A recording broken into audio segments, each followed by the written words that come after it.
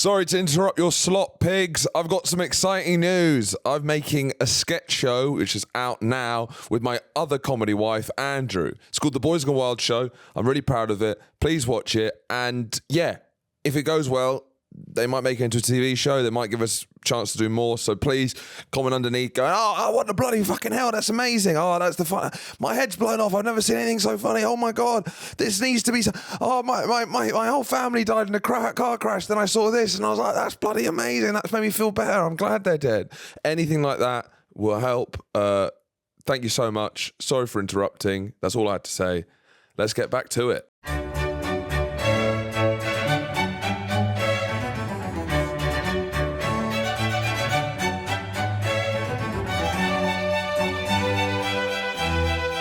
Welcome back to Film vs. History. Beside me is Horatio Gould. He's done it. He's finally done it. He's been worn down and he's gone for a big Native American hello. Yeah. This is part 3. A jolly one. Ho. What do you reckon? Gay Native American. Yeah. Ho. Well, yeah.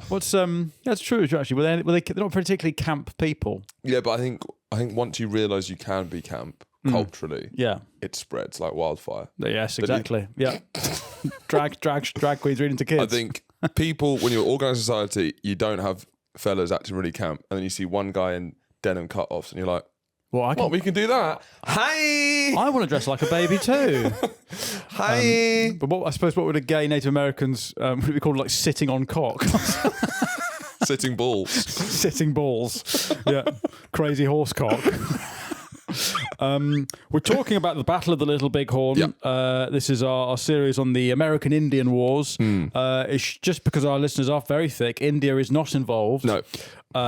We are talking. There's not a huge server of horny Indians. No, this is not who the are commenting under an AI image of it's a not the battle of Little Big Bobs. Little Big Horny. That's what the battle we're fighting currently is, the Battle of Little Big Horny Indians. It's more of a virtual war, digital war. Yeah. Anyway, this is part 3 where we're going to talk about the actual battle itself. So we've introduced Custer and his sort of rivals, Sitting Bull and Crazy Horse. Now, Custer is on the lookout with his 7th Cavalry for these Injuns. Yeah. Injuns. That's nice. That's real old world Kenya stuff. Isn't it? Injuns. Yeah. I think it's better. It's nice. I think it's better than calling them Indians. Called St. John. It's like something. My old headmaster in my school was called St. John Parker. St. John. St. John Parker. Tasteful. So, in March 1876, General Sheridan had forced the Lakota and the Cheyenne onto a Great Sioux reservation. Was Sheridan a big player in the Civil War? Yes. Is he the scorched earth guy? I think they're all quite scorched earth. Yeah, but he invented scorched earth. Oh, really? I believe. Charlie, can you just Google, did General Sheridan invent scorched earth? I'm really in the weeds when it comes to American history. Partly because I'm quite stubborn, because I think Americans expect you to know their history, and I kind of refuse to learn it out of spite. Yeah. Like, even I was speaking to American comics, and they thought we'd know about the Boston Tea Party. It's like, you're one of the 200 countries that's claimed independence from us. Why? What makes you so special? Yeah. He did not invent it, but he is famous for brutally implementing it during the American Civil War. Yeah, that's pretty good. Fair enough. Now, the reservation, as we'd said, that's basically Center Parks. They were forcing the American Indians onto Center Parks, and they don't want to go because they feel trapped, because they're nomadic people. Yeah, gypsies. They are gypsies. They're Indian gypsies. I'll fuck you. Send me here, Bobs, will ya? I'll fuck you. I'll fuck your mother. Yeah. Big Indian. Yeah, big good. Indian Tyson and John Fury. So they are now. Little Big Horn is in Montana, is it? Yeah, it's in Montana, modern day Montana. Beautiful. And the Little Big Horn is a river. Yeah, this is sort of the. Don't you sometimes feel like the American landscape's wasted on the Americans a little bit? Oh, so much of the country's wasted on them. I mean, it's some of the most beautiful places. They deserve in the world. Florida. Is what they deserve. They've earned Florida, I think we can say. But yeah, like this is some of the most amazing landscapes in the entire world. I know, and it's just. You're right. Hi. Yeah. And imagine it just roaming Joe Rogan hunting elk. Roaming with bison. Yeah. Hordes of bison. And then now there's like 1% of the population in like 100 years left, basically, of the bison. The Americans are on the hunt for the Sioux. Now, Crazy Horse and Sitting Bull and their mates sits on cock and big horny gay guy. They're all in a big village. And little horny gay guy. And little horny gay guy, of course. And rattling grumpy blanket woman and fit woman. Never shuts a fucking mouth, old trap bitch. Yep. And how old? The paedophile. They're all in a big village, the biggest gathering of Indians supposedly ever. Yeah. Because they're scattering around normally. But they're like sort of portable Glastonbury, right? Yes. It's like Glastonbury if you were just nightmare. constantly moving. Yeah, It was just... Gypsy Glastonbury. Gypsy Brie. So they're at this big festival. Now, to recap, Sitting Bull had done the Sundance Festival. He had not made an independent film.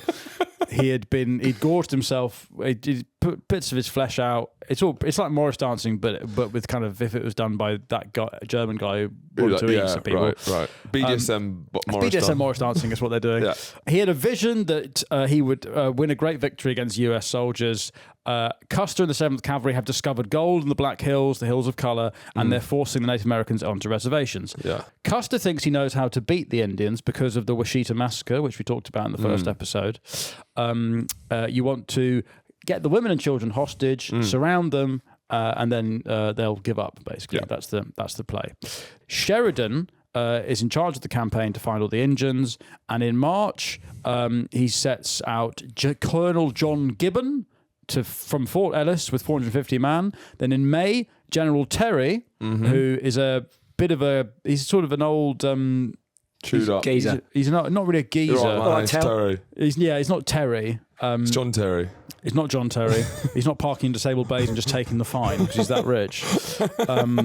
I mean, that's aspirational, isn't it? That's. I think that's new money class. Yeah, there's like a level of like, you're innovating in a way. This should become. I respect that actually. Like, you're not classy. You're new money. You're a footballer. Yeah. But it gives me hope that you can learn class because that is the right ideas. You've got the entitlement down to a T.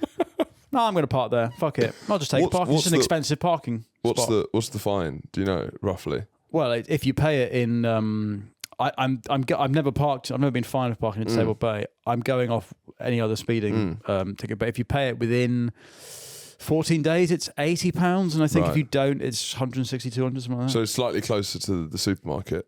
And he'll pay £80 to save like 5 minutes. Yeah. I like that. So Terry and Custer have led about 900 men out of Fort Lincoln, Dakota, and then General Crook and 1,000 men have left Fort Fatiman in Wyoming. Yeah, right. And so there are these 3 columns, very similar to the Zulu campaign under Chelmsford. 3 columns looking for the natives. And it's about the same time, right? When was Zulu? Rorke's Drift is 1879. It's just, you're right, we should place this. Yeah. 1876. So it's before Rorke's Drift? Just before Rorke's Drift. And it is after... 300. This is Sparta. Lovely placing. Yeah. A good, what's that? That's 2,000 years? Yeah. When's Sparta? 300 BC? When's Thermopylae? When's the Battle of Thermopylae? Monopoly. Battle of Monopoly. No, it comes up Wow, right. You got it. Fuck me. Charlie, you really have trained AI mode. 480 BC. You Googled Battle of Monopoly and it's come up with the Battle of Thermopylae 480 BC. Wow. Charlie, I've said it before, you are single-handedly making AI thicker. It's the fight against AI. Yeah, you really are. You're holding it you're on. the foot soldier against AI's dominance. So 480 BC to 1879. If Charlie was, if the Terminator films was set in like the future where Charlie's in the present, the Terminator would come back like really thick. And there's a clothes in the motorcycle. That's Arnold Schwarzenegger, if he's learnt from Charlie. Yeah. So, 17th of June, 1876, the Battle of the Rosebud. Ladies, we're getting into some 19th century military history. Pack a spare pair of pants. Talcum powder. If you've left the house, go back in and get some spare panties. Yeah. Okay? We're Deep going to be moisturiser. talking deep moisturise your loins. They will get chapped.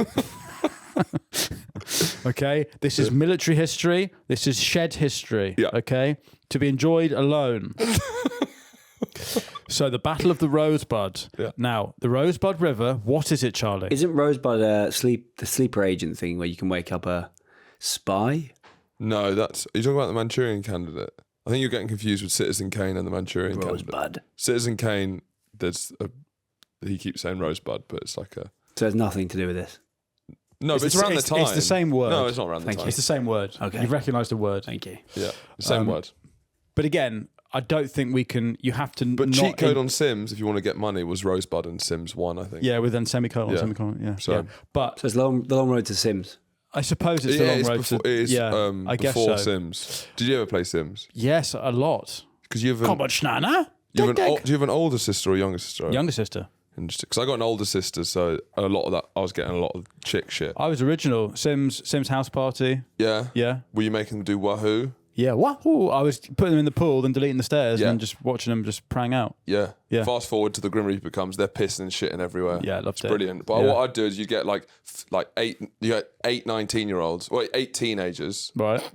I don't think. Okay. and one adult you make ugly as possible. Yeah. Because who gives a fuck? Because you have to have one adult there, and then you kill him, and then it's just fucking, we're all just hanging out. Right. I'm fucking 14 at the time, so don't give me that look. So you're making like Sims Epstein Island expansion pack.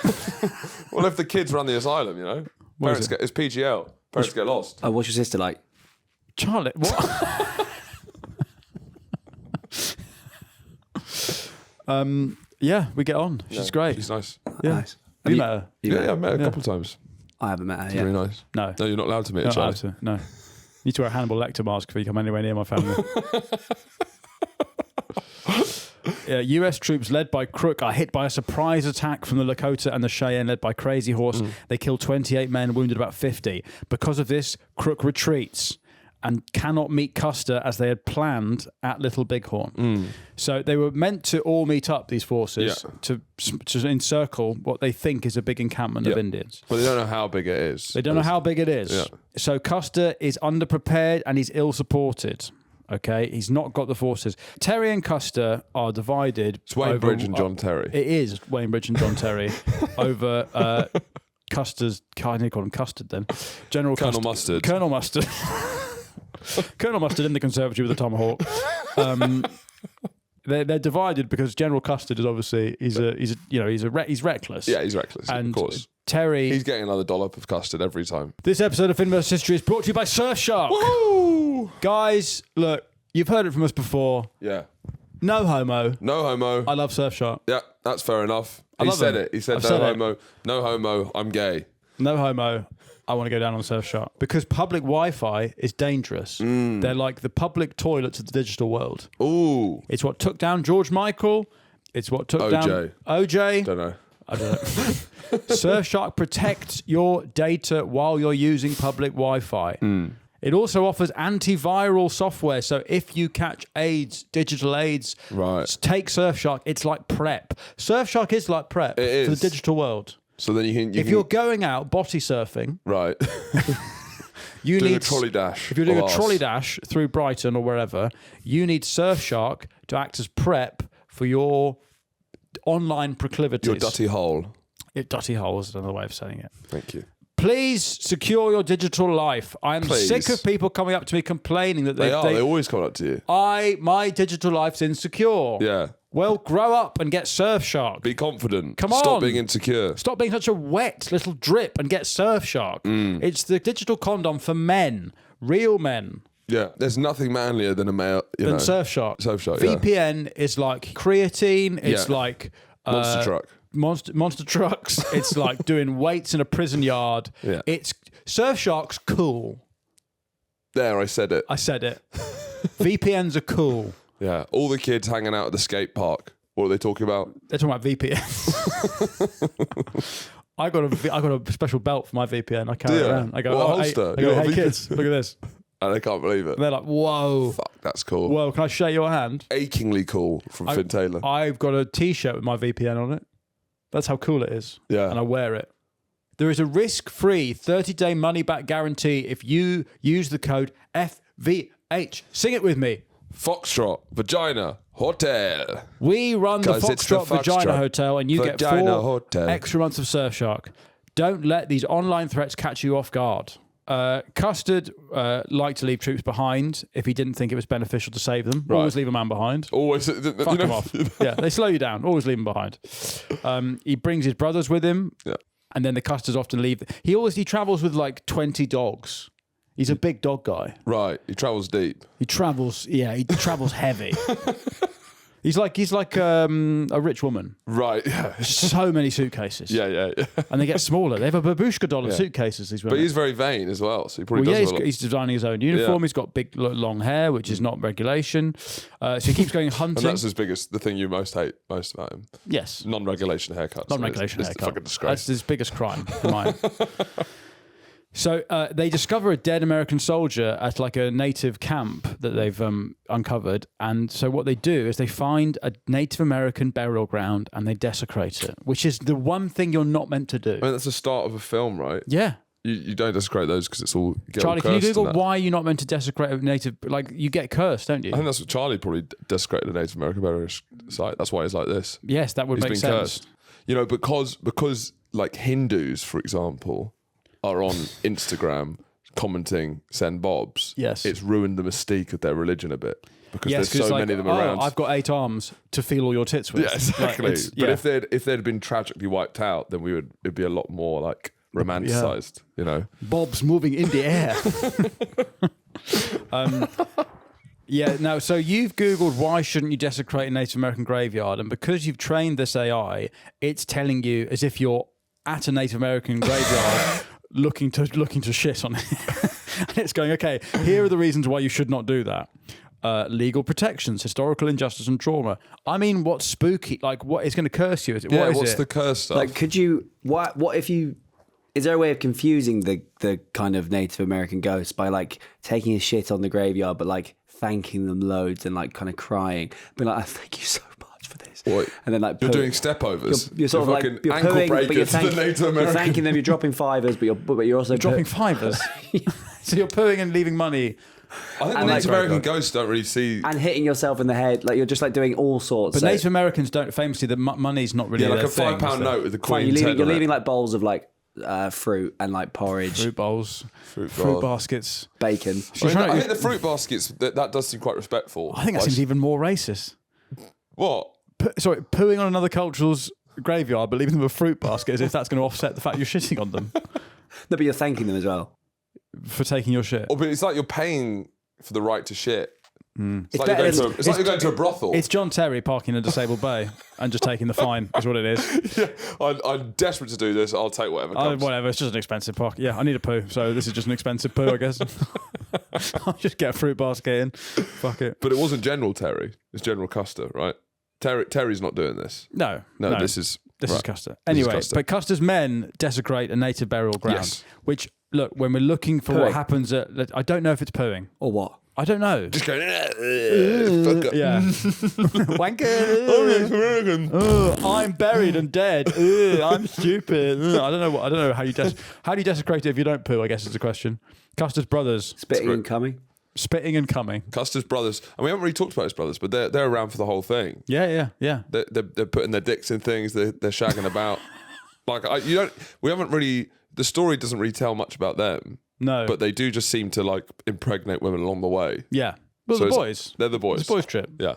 You know, and also we should be said that the rest of history did this story in 11 episodes, and we're doing it in 4 because we are more concise than them somehow. We cut the fat out. Yeah, they're just warbling and they're getting distracted and they're talking about things that aren't relevant. Yeah, you know. Exactly. Anyway, so we're talking about John Terry and General Custard. Now, Custard is particularly disliked by his other 2 of his other.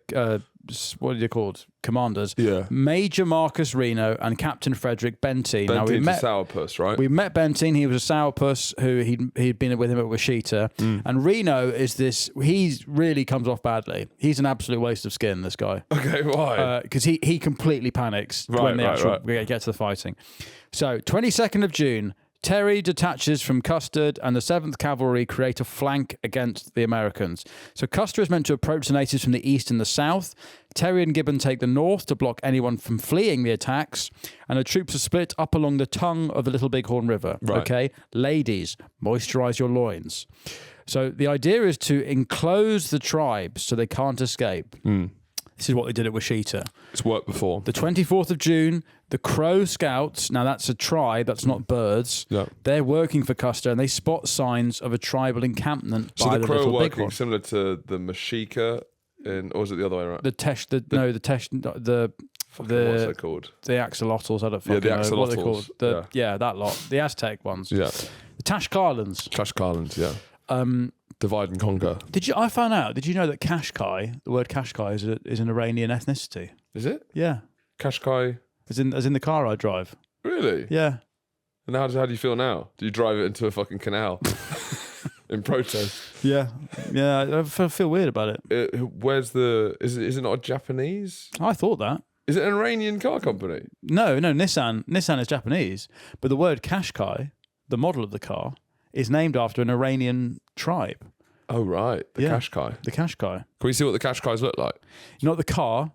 I Qashqai know tribe. the Qashqai tribe. You know right. what we were just talking about? Yeah. Yeah. Well, they don't look like the car, that's for sure. Yeah, no, Here you they go, don't. fellas. Right, Yeah, look. interesting. What did you say? Little Indian fellas. Like I said, here you go, fellas. Oh, right. Little Indian.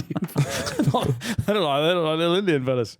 Right, Yeah, this is them. Why have they called the car after that then? It's don't like know. That's what we were literally just talking The about. last It's like nomads calling, of like, Iran, I guess, because they're nomadic people. And The the Qashqai, Volvites. you're a nomad. You're like an The, Iranian nomad. You're sort of just travelling from place to place, Yeah, but drifting in and out. I tell you what, if they're anything like my Qashqai, those people are the dirtiest people in the world. I mean, I've been in your Qashqai. Yeah, my Qashqai's a disgrace. I've been bundled in with 3 other people into your Qashqai. Yeah, it's it's pretty bad. It's really bad. These people have mold in their feet. It's someone's just got a whole pack of biscuits and just got like, My son has done that. My son has got a pack of biscuits and just slingshotted it and repeatedly hit it against the back seat and then just emptied. And then just cream cheese sandwiches and you just slap them on the side. It is an experiment. It's a social experiment, my car. it's a biological So, so warfare. these tribe must be the stinkiest people on the planet if they're anything like my Qashqai. I saw a very funny reel. Yeah, very funny. Of an F-15. Have you seen this? Of an F-15 being chased by a guy on a magic carpet with an AK. Yeah, I did see that. It's great stuff. Iranian Air Force. Anyway. Oh, good. I love my Instagram. I really love it. Was that a solo laugh out loud moment? Yeah, on the train last That's night. good. On the train last night. Did a charity gig and then I had some me time on the train home, watching racist reels. All right. Just offsetting my carbon footprint. But you're being racist on stage and then watching your racist reels, you know. Yeah, it's but kind I of was being seamless. racist on stage and not being paid for it. Yeah. Right.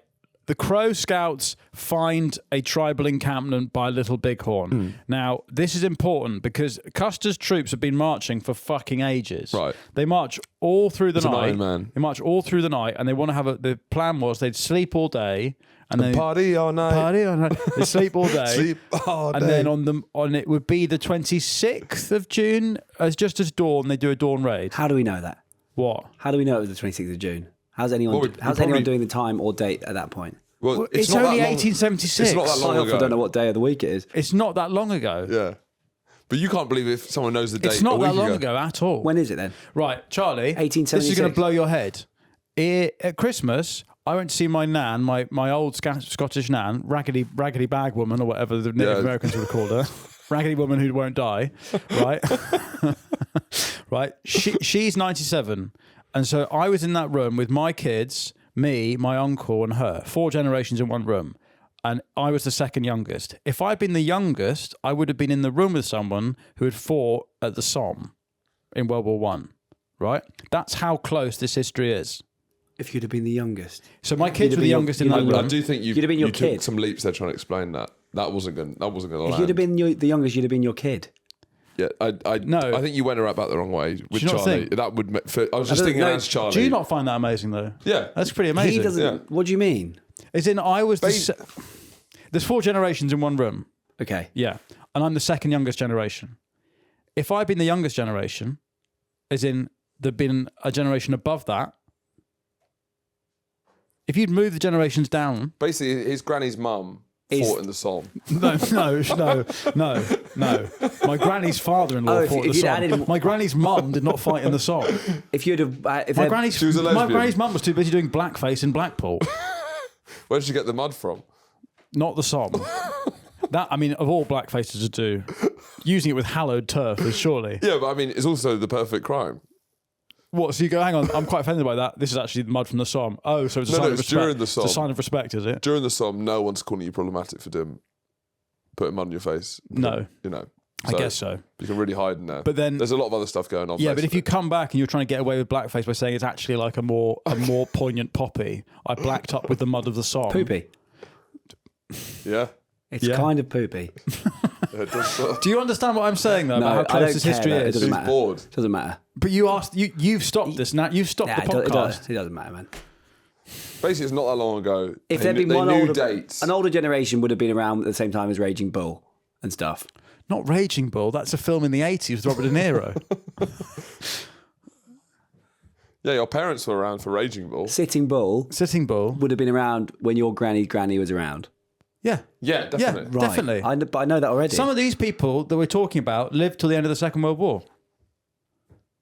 Right. Yeah. This is important. We're into military history, okay? Women have left the house and they haven't packed spare pants, okay? This is dangerous for our listeners.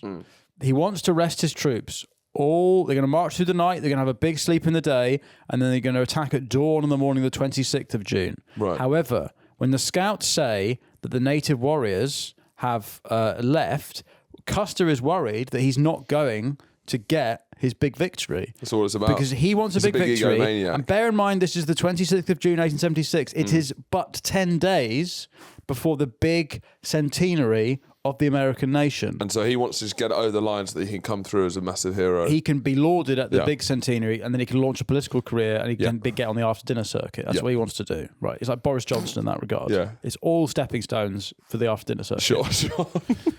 What he does is he goes, fuck it. I know we've just marched through the night, like, I don't know how many miles, a lot. Yeah. They've done a tough mudder with no mud, right?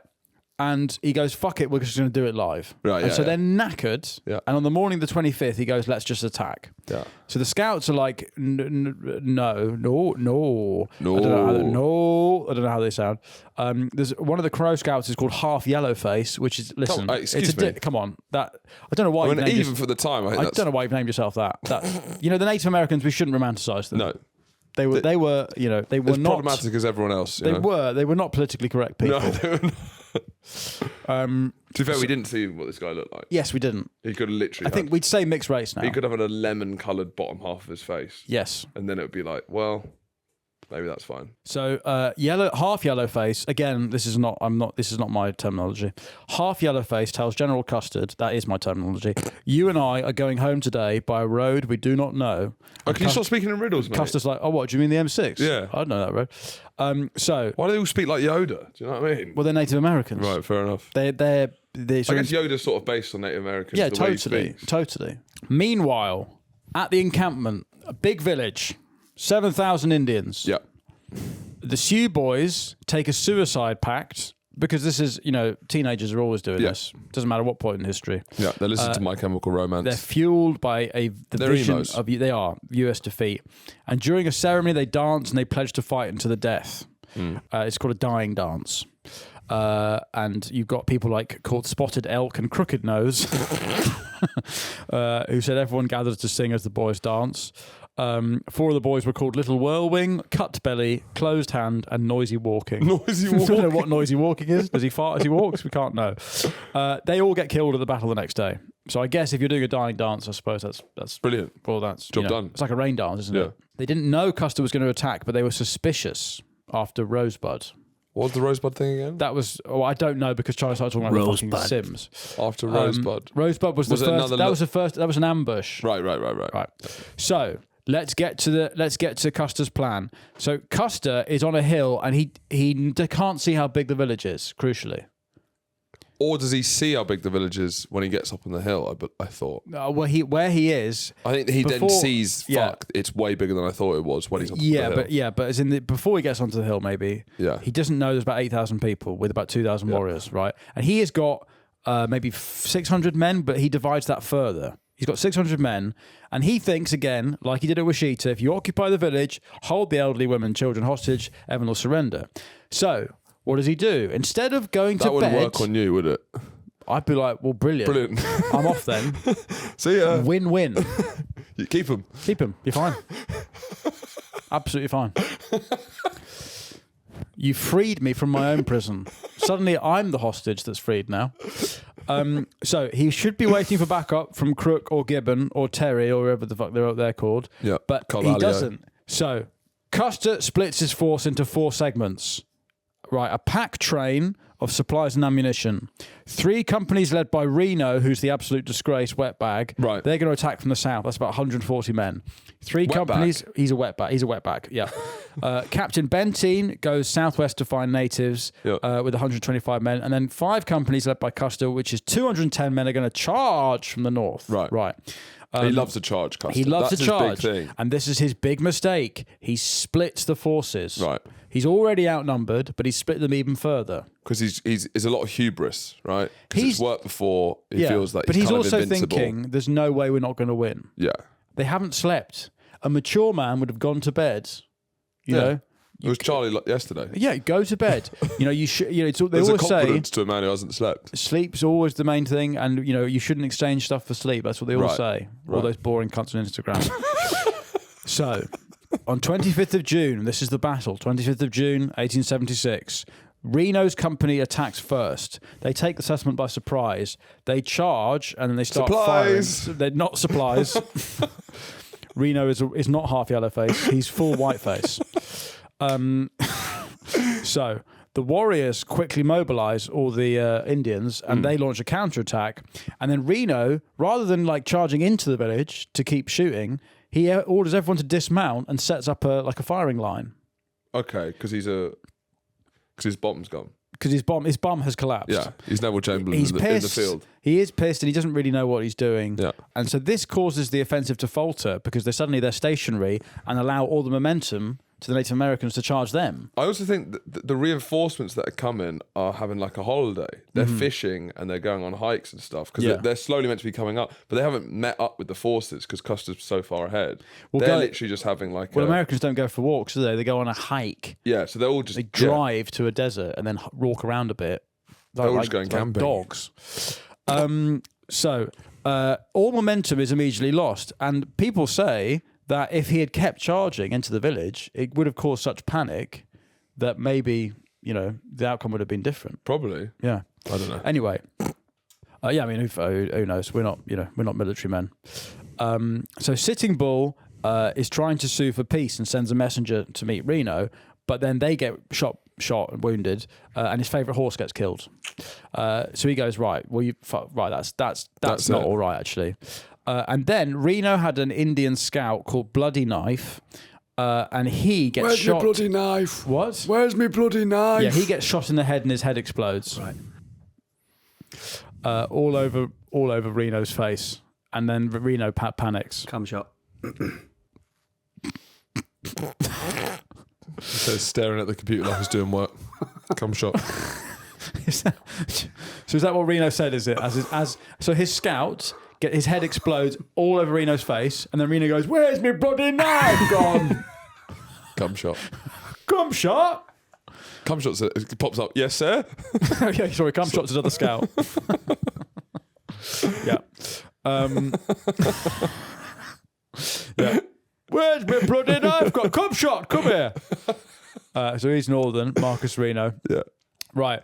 So he then completely panics and he tells his men to get back on the horses. Then he says get back off. Then he says get back on again. Right. He's drinking from his hip flask. Right. And Get back on the horse. yeah, get back on the horse. Back on the wagon, off the wagon. Yeah. Anyway, he's completely lost it. His Yeah. bum has completely fallen out. He's covered in his scout's brains. Cumshot's nowhere to be seen. Yeah. And then He's struggling with his men's mental health. his men's mental health has collapsed. And at this point, what he needs to do is he needs to take himself off to a quiet corner, listen to a Stephen Bartlett podcast and compose himself.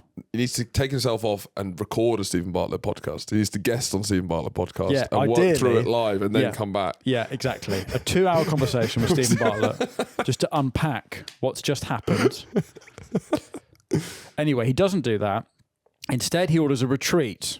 abandoning wounded soldiers on the battlefield, and suddenly all the impetus goes to the Indians, who then see this like a buffalo hunt, and they just carry on. So they shoot US soldiers at point blank range, they pull them off horses, they club them to death. Meanwhile, Crazy Horse is like, this is all going on, and he's like, humba, humba, humba, humba, humba. He's doing some kind of ritual, and everyone's like, mate, it started, and he's like, humba, humba, humba, or whatever. But I'd be doing that to avoid the fighting, because it would look like I'm doing like important stuff. Yeah, but you're on the American side. So you're in cavalry going, But I'm like, I want people to be like, I'll have like one of my like, you know, lesser than saying like, let him cook. Yeah. Trust me, he's working on something. That's how do you spot a Native American spy? It's an American guy. Be quite funny. And then if we won, I'd be like, well, see what happened. I didn't get involved at all. That's a very good way of getting out of the fight, actually. Just stand there going, yeah. It's embarrassing if you get shot though, I guess. Yeah. So crazy Horse is just going whatever. Yeah. Meanwhile, so then eventually he weaves like long stems of grass into his hair. Lads, I mean, he's doing he's making daisy it's like, chains. come on, get to the bit. Anyway, we need to talk about a story of the only black guy who fought for the Americans called Isaiah Denton, I want to say. Anyway, he gets knocked off his horse and breaks his leg, and then Indians come over to him and they stab him a lot, and then they fucking carve a square of his skin off and dry it out in the sun and make like a leather, just like a bit of leather. Ugh. And then like carry it around. Does he survive? Like, Isaiah Dorman, that's his name. Does he survive? No, he's fucked. Right, okay. He's completely fucked. Right. Head caved in. This is where the guy gets scalped, but he's still alive. And he's going, "Arr!" And then the young kid who's doing it gets so annoyed that he shoots him. Really? He shoots his face off. What, because he's so loud? The guy's like, It cringes him out. and he's like, do you mind? I'm trying to gets the scalp ick. you. Yeah. So he shoots him, and then he can carry on scalping him. I'd hate to be scalped. It's gnarly, this stuff, and it's not that long ago. Yeah. I mean, I feel very lucky that we're not alive then. Yeah. After retreating across the river, drunk Reno, who's covered in Cumshot, In bloody knives. bloody knife's Cumshot, right? He meets up with Benteen, and the pair discuss what to do next, and they get this infamous note from Custer, who's on the other side of the river or somewhere. I never really understand the topography.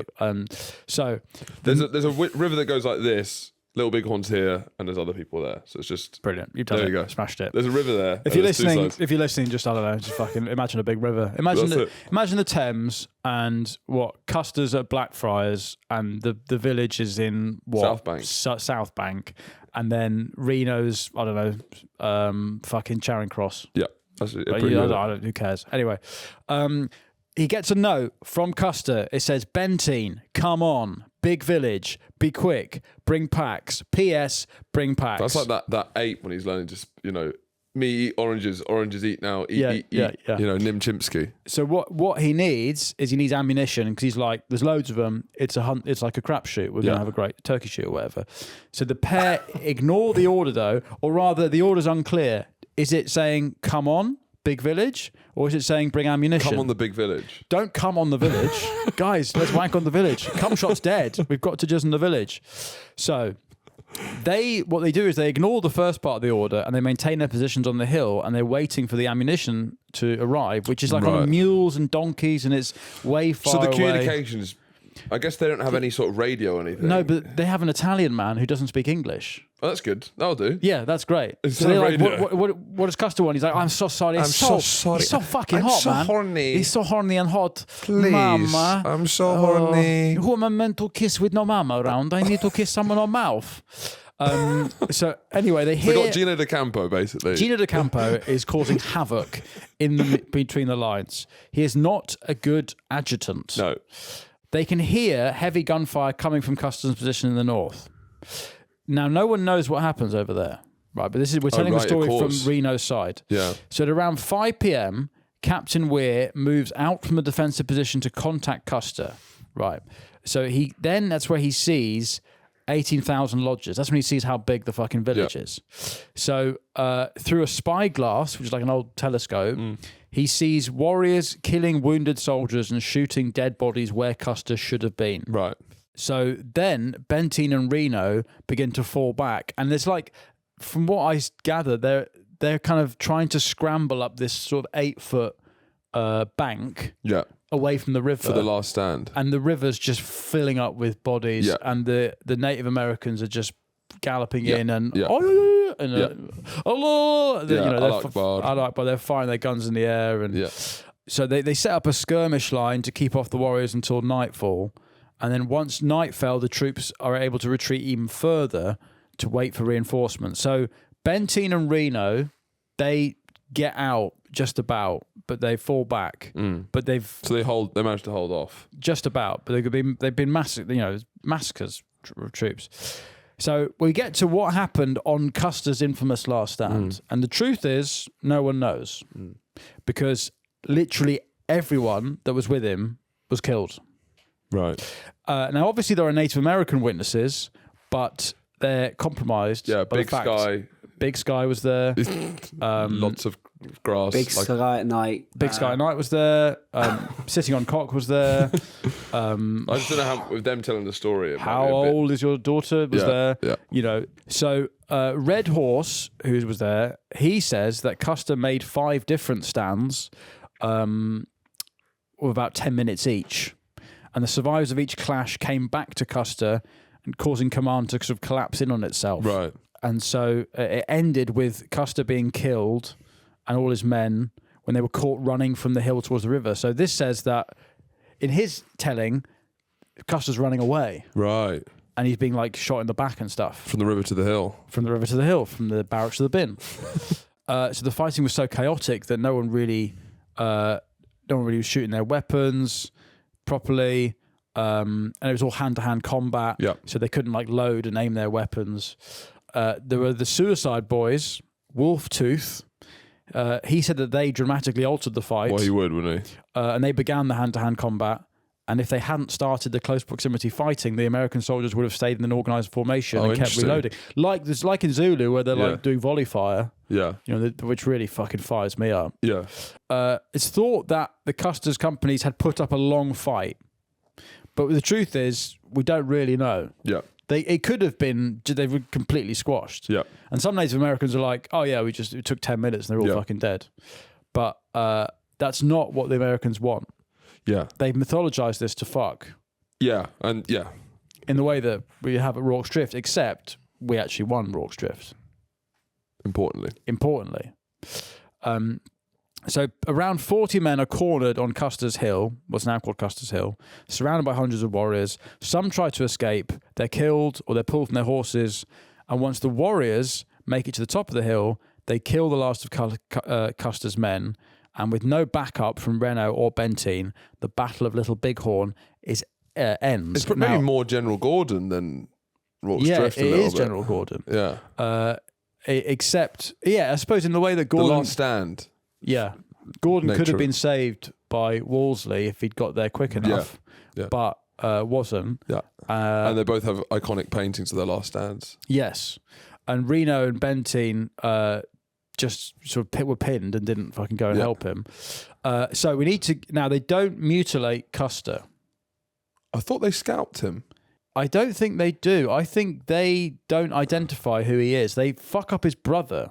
Right. I think maybe they think his brother... is dead, is mutilated, and it's thought that maybe it wasn't mutilated because he'd had that relationship with Mona Sitar, right? The woman he'd met. Because he's got a Native American side piece. So how does Custer die? He has died. He has one gunshot wound in the chest and one to the temple. Some accounts indicate Native American warriors stripped and mutilated many of the bodies except Custer's. Possibly because he was not recognised or because he'd just cut his long hair. So actually he'd cut his hair. So this is actually very sad. Samson. Yes, exactly. Well, he was starting to go bald. Yeah, interesting. If you get photos of him up, it was a pretty awful haircut. Yeah, by the end, but I think he had long, luscious gold hair and it was starting to retreat. Yes. Much like Reno. Yes. Up his head. And I think that you can just see that the power was probably in the hair. But now that's what people look like nowadays. The mullet and the tash has come back now. Yeah. The balding mullet is now in fashion once again. And that is, that's Hackney all over right there. Yeah. It's funny that it's cyclical, isn't it? Yeah. History, haircuts. Do you think maybe dreadlocks will coming back in for white people? I'm sure they will. Would you ever get dreadlocks? No. I think you should. Hey? I think it'd be awesome if you didn't change anything about your personality. Yeah. But just committed to dreadlocks. Yeah, but you say this about you want me to be trans with dreadlocks, don't you? But the same. No, but I want you to be exactly the same. You want to be exactly the same, but trans and with dreadlocks. And I want you to of, say all the stuff you're saying. Oh, bloody hell, pull yourself together. Yeah, but I've got dreadlocks. You've got this fucking I'm single-handedly making dreadlocks a conservative haircut. We've got to stop the boats. Stop the boats. Come on. These hippies and their squats are ruining our town centres, and I've just got full dreadlocks. You're a Restore Britain candidate for dreadlocks. Yeah. No, it'd be interesting to see. It would be interesting. Yeah. Undeniably.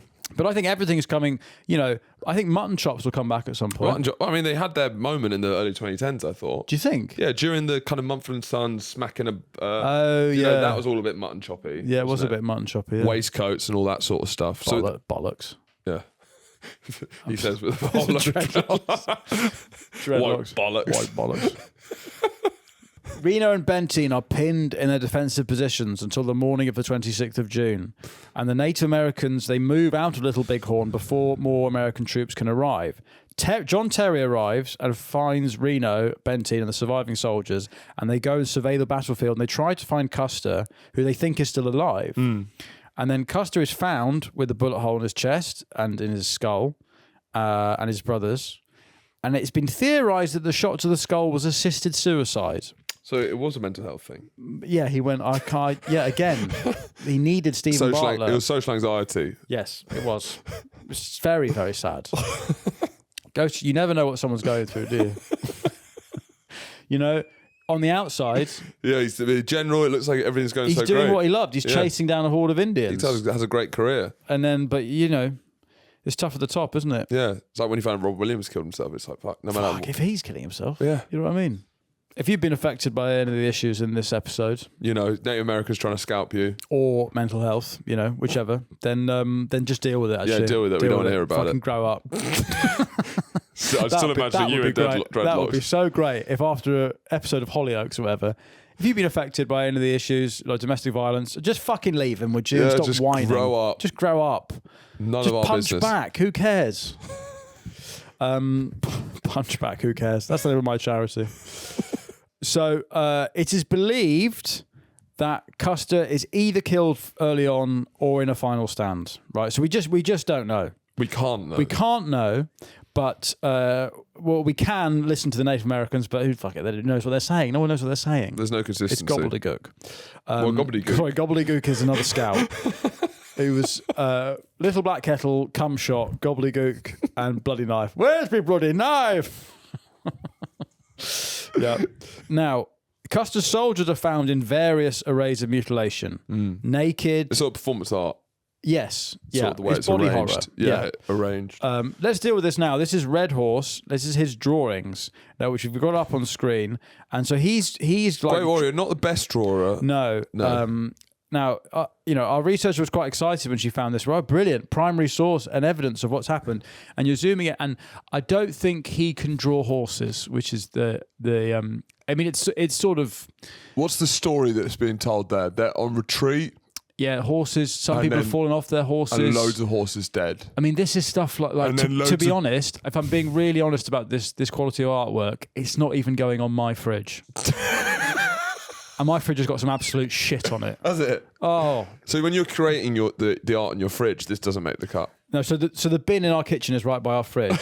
And maybe once a week, my son and my daughter will come back and they're like, oh, Daddy, look. And it's some drawing they've done at nursery. Right. And I'd say maybe 9 out of 10 times, oh, great. They turn around, bin. Bin, they don't realise. No, there it is. But then what's the occasion you like? Oh, what? That is quite good, actually. That's pretty fucking good. Yeah. That does it like a house. Yeah. Or they've tried to draw like mummy or dad and they've, and it's colourful and it's clearly... I don't, if they see, they give you a drawing of yourself and you say, chuck that in the fucking bin. Yeah, I wonder what psychological damage I'm doing. Do better. Don't ever depict me. I'm like the Prophet Muhammad. How dare you? Yeah. Well, if they depicted Prophet Muhammad, that probably... Oh, that's on the fridge. Sorry. My fridge is entirely photos of the Prophet Muhammad, pictures that they've drawn. Okay?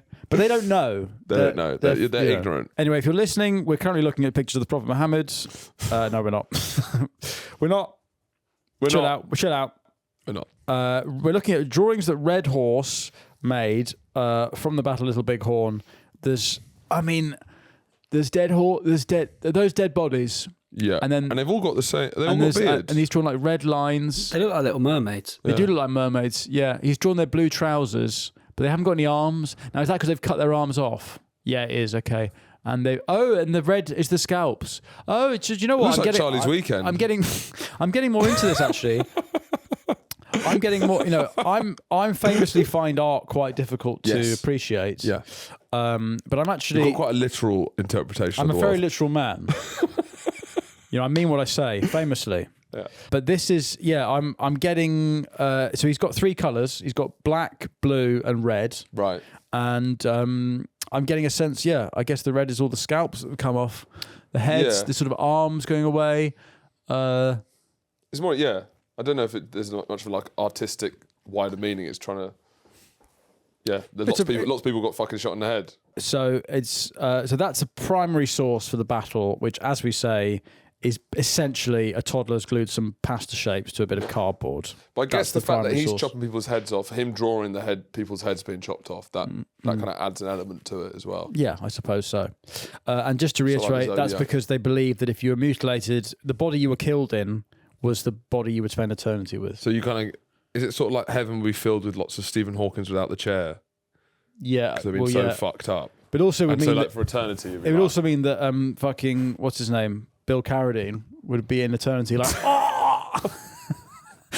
What, the eternal cum? Yeah, he would be. That guy who comes every 10 seconds. Yeah, that's Carradine in the afterlife. Has got a belt around his neck and an orange in his mouth. He's like, and that's the body you die in. Is the way you spend eternity.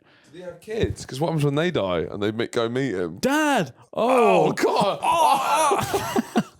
Yeah, they're just like, I just want to be reunited with my husband, my dad. And he's just finally, I'm not alone. I'm going up to meet him. Christ! I do think that. I just think you can't. It can't be worth it. No, it might be. Well, who knows? I guess you're right. He's a frontiersman. Yes, he is. He's on a frontier or something. Yeah, frontier of his own neck. So I think we should probably leave this episode here. The Battle of Little Big Horn has been it's a massacre. Yeah, Little Big Horny. It is. That's like a new rapper. Little Big Horn. Little Big Horny. Little Big Horny. So the Custer is dead. The Native Americans have won an astonishing battle. Yep. However, it's a bit like when Wigan won the FA Cup. Where are they now? League One. Yeah. In our next episode and final episode of this series, we will deal with the aftermath. The Americans have got a bloody nose. Yeah. What do they do when they get a bloody Where's nose? Where's my bloody knife? Where's my bloody knife? They go hard. Yeah. All right. The next episode is the long road to. It's not a feel-good app. Afghanistan. No, it's not. Again, it's like you're playing Cowboys and Indians on the floor. Yeah. And it turns out it's Germans and Jews. Yeah, it is Germans and Jews. Anyway, Hitler does come into the story. Look at that. Somehow.